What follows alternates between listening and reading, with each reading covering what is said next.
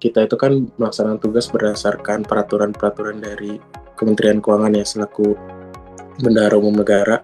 Nah, jadi banyak peraturan-peraturan atau kebijakan-kebijakan yang mungkin belum implementatif di kementerian-kementerian lain gitu. Mungkin tidak se-firm dari bagaimana organisasi yang ada di Kementerian Keuangan. Salah satunya itu misalkan pelaksanaan pengelolaan BUMN itu kan grand design-nya dari Kementerian Keuangan adalah digitalisasi melalui aplikasi Siman gitu. Nah, kalau di Kementerian Keuangan antara sistem persuratan mereka atau Nadine-nya Kementerian Keuangan dengan sistem aplikasinya, sistem informasi manajemen aset negara atau Siman-nya itu sudah interkoneksi.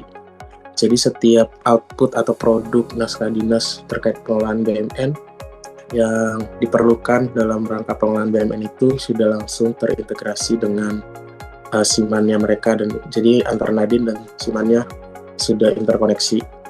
Nah, berbeda untuk di Kementerian SDM, kita mungkin teman-teman udah sering pakai juga Nadine-nya Kementerian SDM.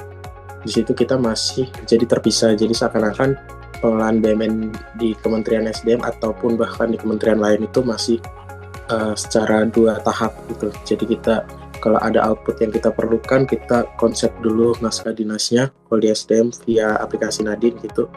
Nah, nanti setelah produk itu selesai disetujuin atau ditandatangan, baru kita input manual lagi di aplikasi Siman. Nah, ini kan mungkin bagi teman-teman satker ataupun kita dari pengguna barang seakan-akan kita bekerja dua kali kan. Kita udah kerja di Nadine maupun di Siman gitu. Sementara kan semangat dari digitalisasi itu kan mempermudah pekerjaan sebenarnya. Ini yang mungkin menjadi permasalahan atau salah satu bottleneck kenapa pengelolaan BUMN itu sedikit lebih rigid di pengguna barang atau di kementerian lembaga daripada di Kementerian Keuangan.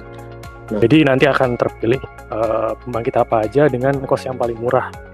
Nah, problem yang ada pada saat itu adalah karena kebijakan RUKN ini tuh harus dievaluasi setiap 5 tahun. Nah, kemarin itu sudah mendekati deadline lah ya, di tahun 2024 itu, sehingga harus segera diselesaikan tuh.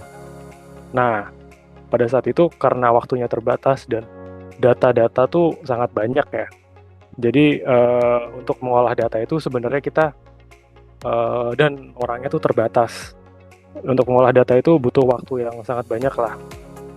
Jadi kita relatively harus kerjasama lah ya, keroyokan gitu.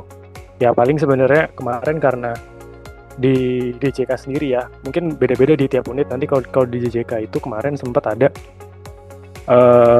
kita tuh disediain masing-masing pegawai itu untuk satu akun Office 365.